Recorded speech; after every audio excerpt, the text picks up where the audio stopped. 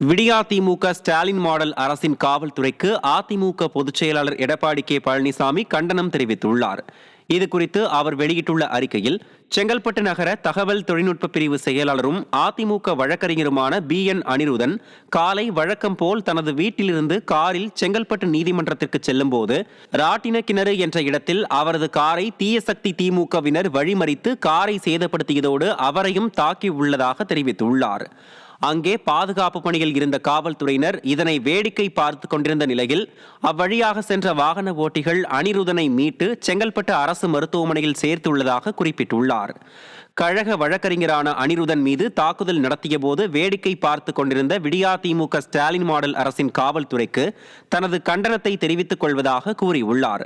மேலும் இந்த தாக்குதல் நடத்திய திமுகவினர் மீது சட்டப்படியான நடவடிக்கை எடுக்க விடியா திமுக ஸ்டாலின் மாடல் அரசை வலியுறுத்துவதாகவும் தெரிவித்துள்ளார். மேலும் மருத்துவமனையில் அனுமதிக்கப்பட்டுள்ள அனிருதன் பூரண நலம் பெற்று வீடு திரும்ப இறைவனை பிரார்த்திப்பதாகவும் அவர் தெரிவித்துள்ளார்.